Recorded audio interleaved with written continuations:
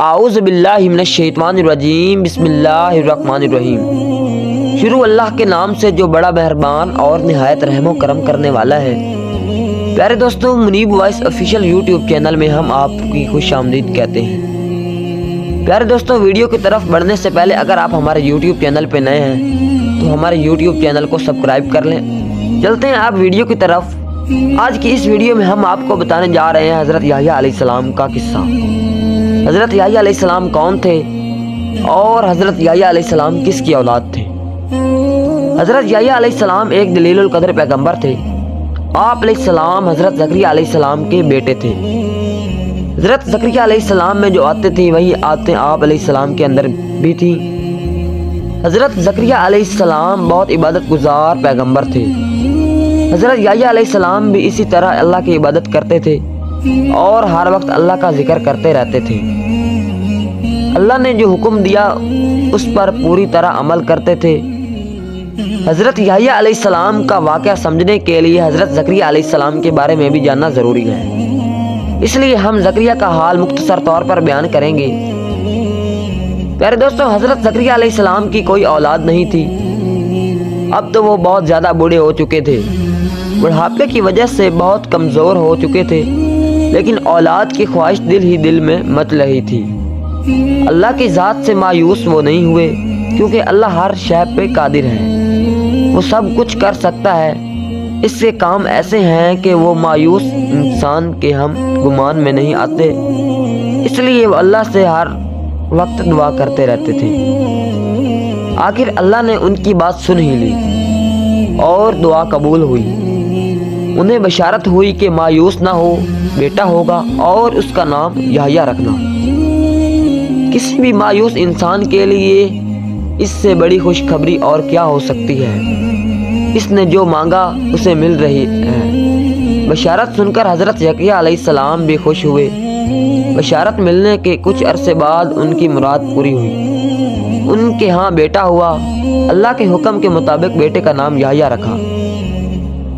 نئی دریافت اور معلومات کے مطابق حضرت یحییٰ علیہ السلام جس جگہ پیدا ہوئے اس پر عیسائیوں نے اپنی عبادت گاہ تعمیر کر لی۔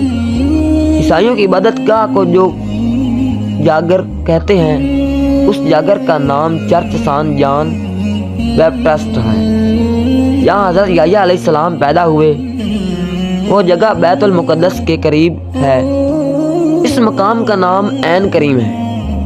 حضرت یحییٰ علیہ السلام کے حالات جاننے کے لیے بیت المقدس اور قوم بنی اسرائیل کے بارے میں بھی جاننا ضروری ہے۔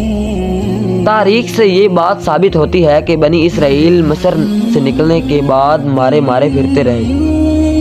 انہیں کہیں جائے پناہ نہیں مل رہی تھی۔ آخر میں انہوں نے اپنا ٹھکانہ بیت المقدس میں بنا لیا اور وہ وہیں رہنے سہنے لگے، لیکن اپنی اخلاقی حالت درست نہ کر سکے، بلکہ بدستور گمراہی میں پڑے۔ ان کی بد اخلاقی اور گمراہی کا ذکر توریت میں بھی آیا ہے۔ احکام عشرہ میں ان خرابیوں کا ذکر کرتے ہوئے اس سے بچنے کی ہدایت کی گئی۔ انہیں شرک کرنے سے منع کیا گیا۔ وہ لوگ ماں باپ کی عزت نہیں کرتے، نہ حق دوسروں کا خون کرتے، عورتوں کی عزت نہیں کرتے، چوری کرتے تھے، پڑوسیوں کو پریشان کرتے تھے، دوسروں کا مال غصب کر لیتے تھے، لوگوں سے اچھا برتاؤ نہیں کرتے تھے۔ قرآن کریم فرقان حمید میں بھی بنی اسرائیل کے بارے میں اس طرح ذکر کیا گیا ہے۔ اللہ تعالیٰ نے بنی اسرائیل سے عہد لیا کہ سوائے اللہ کے کسی کی عبادت نہ کرو، لوگوں سے اچھا برتاؤ کرو اور نماز قائم کرو، زکوٰۃ ادا کرو، لیکن بنی اسرائیل اس پر عمل نہیں کرتے تھے۔ ان کے اخلاقی خرابیوں کی وجہ سے کئی بار انہیں ذلت و رسوا کا سامنا کرنا پڑا۔ انہیں راہ راست پر لانے کے لیے پیغمبر آتے رہے، لیکن لوگوں نے ان کی باتوں پر کان نہیں دھارا، بلکہ ان کی راہ میں رکاوٹیں کھڑی کرتے رہے۔ مذکورہ حالات جاننے کے لیے اس زمانے کے سیاسی اور ملکی حالات جاننا بھی ضروری ہے۔ قدیم زمانے سے ملک عرب پر 2 ملکوں کا قبضہ رہا۔ عرب کے کچھ حصے پر فارسی کی حکمرانی تھی تو کچھ حصے پر روم حکومت کرتا تھا۔ عرب ان دو ملکوں کے غلام تھے، ان حکومتوں کے کیسر و کسرا کہا جاتا ہے۔ ان دو حکومتوں نے اپنے اپنے زیر قبضہ علاقوں میں مقامی سرداروں کے اختیارات دے رکھے تھے، اس لیے ہم سردار کسی نہ کسی حکومت کا نمائندہ ہوتا تھا۔ عرب کے باشندے ان کے احکامات کو ماننے کے پابند تھے۔ بیت المقدس جو عرب ہی کا علاقہ تھا، وہاں روم کی حکومت تھی۔ حضرت زکریا علیہ السلام بیت المقدس میں رہتے تھے۔ اس علاقہ میں سرداروں کے درمیان جھگڑ رہتی تھا۔ سردار بھی اسرائیل تھے۔ کچھ سرداروں نے وہاں رومیوں کو دعوت دے۔ سرداروں کو کمزوری سے فائدہ اٹھا کر علاقے میں رومی داخل ہو گئے اور اپنا سکہ جما لیا۔ سرداروں نے بھی ان کا خیر مقدم کیا۔ تاریخ کے مطابق حضرت یحییٰ علیہ السلام کی پیدائش سے 62 سال قبل رومیوں نے بیت المقدس پر پوری طرح غلبہ حاصل کر لیا۔ ان میں سے ایک یہودی سردار جو ہیرود اعظم کے نام سے مشہور تھا اور رومی حکومت کا منظور تھا۔ اختیارات کے اس ماتحت سے حضرت یحییٰ علیہ السلام کے زمانے میں شام اور فلسطین کا پورا علاقہ کیسر روم کے ذریعے سے تھا۔ حضرت یحییٰ علیہ السلام کا علاقہ گلیلی کا بھی وہی فرمانروا تھا۔ رومی بدخلست، بے حیا اور بے شرم تھے۔ ان کی پوری زندگی گناہ اور آلودگی میں رومیوں کے دیکھا۔ یہودیوں نے بھی ان کی بد عادتیں اور بے شرمی کو طریقے اپنا لیا اور گمراہی کا راستہ اختیار کر لیا۔ اللہ نے حضرت یحییٰ علیہ السلام کو پیغمبر بنا کر گمراہ قوم کی طرف بھیجا۔ آپ لوگوں کو تبلیغ کرتے کہ ماں باپ کی عزت کرو، عورتوں سے نرمی کا سلوک کرو، کسی کا حق نہ مارو، لوگوں سے اچھا برتاؤ کرو، کسی پر ظلم نہ کرو، جس کے پاس کھانا ہو وہ بھوکے کو کھانا کھلائے، جس کے پاس 2 کرتے ہو ان میں سے 1 کرتا ایسے ضرورت مند کو دو جس کے پاس نہ۔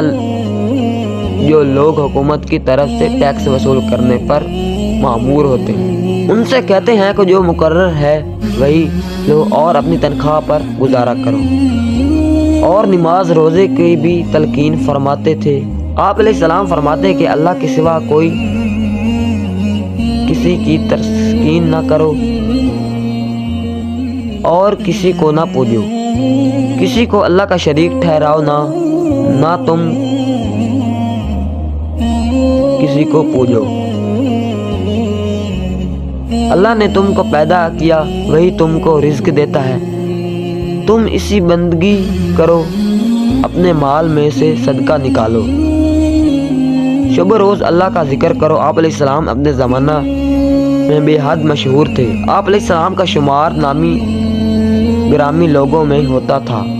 لوگ آپ علیہ السلام کے بے حد عزت اور احترام کرتے تھے۔ آپ علیہ السلام نے کبھی عیش و عشرت کی زندگی بسر نہیں کی۔ آپ علیہ السلام دنیاوی آرام اور لذتوں سے دور رہتے تھے۔ آپ علیہ السلام نے اللہ کا ذکر کرنے کے لیے اپنا ٹھکانہ شہر سے دور جنگل میں بنا لیا تھا۔ ساری زندگی اسی سنسان جگہ پر گزاری، لوگوں کو اللہ کا پیغام پہنچانے اور ہدایت کے لیے آبادی کا رخ کرتے اور لوگوں کو وعظ و نصیحت کرتے۔ آپ علیہ السلام تو رات کے احکام پر پوری طرح عمل کرتے تھے، بنی اسرائیل کو بھی اس پر عمل کرنے کی تلقین کرتے تھے۔ اسرائیلیوں میں سے بھی بہت سے لوگ آپ علیہ السلام کے خلاف ہو چکے تھے، آپ علیہ السلام کی باتوں کو سننا پسند نہیں کرتے، اس لیے آپ علیہ السلام کو بہت سی مشکلات کا سامنا کرنا پڑا۔ آپ علیہ السلام نے ظالموں کا ڈٹ کر مقابلہ کیا، حکومت وقت اور سرداروں کے ظالمانہ رویے سے بھی مایوس ہو چکے، ان کے غلط کاموں پر انہیں ٹوکتے تھے اور ساتھ ہی ساتھ ان کی صلاحی کے لیے بھی کوشش کرتے تھے۔ اس بنا پر آپ علیہ السلام کو قید میں بھی ڈالا گیا، اس پر بھی آپ علیہ السلام نے صبر و تحمل کا مظاہرہ کیا۔ حضرت یحییٰ علیہ السلام کی جو خاص صفت بیان کی گئی ہے وہ یہ ہے کہ آپ علیہ السلام کے فرمان کے تصدیق کرنے والے ہوں گے، آپ علیہ السلام کا دین پھیلانے والے ہوں گے اور گمراہوں کو راست پر لانے کے لیے ہر جگہ جاتے اور منادی کرتے تھے کہ لوگوں توبہ کرو، آسان کی بادشاہی قریب آ گئی ہے۔ اللہ تعالیٰ نے حضرت یحییٰ علیہ السلام سے فرمایا، اے یحییٰ کتاب الحیا کو مضبوطی سے تھام لو، ہم نے اسے بچپن ہی میں حکم سے نوازا، اپنی طرف سے اس کو نرم دلی اور پاکیز عطا کرو۔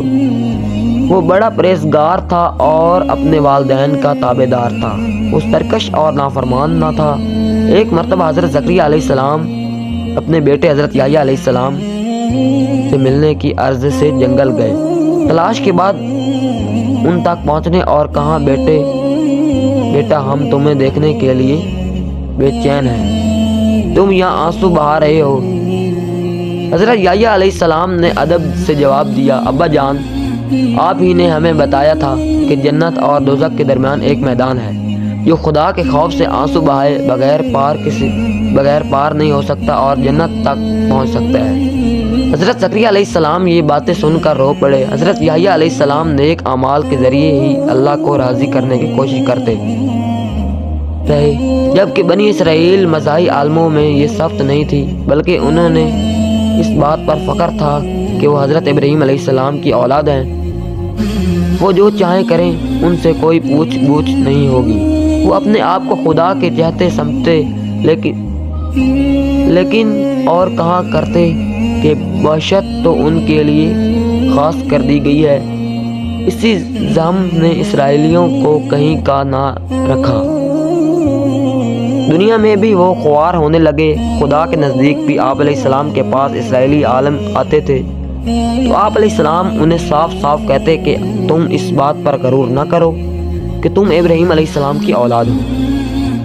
آپ علیہ السلام فرماتے کہ جو درخت اچھا پھل نہیں لاتا وہ کاٹ اور آگ میں ڈالا جاتا ہے، تمہارے اعمال بھی اچھے نہیں ہیں۔ حضرت یحییٰ علیہ السلام کی باتیں دل پر اثر کرنے والی ہوتی تھی، جو سننا دم بخود ہو جاتا اور روحانی سکون میں مسرت حاصل کرتا۔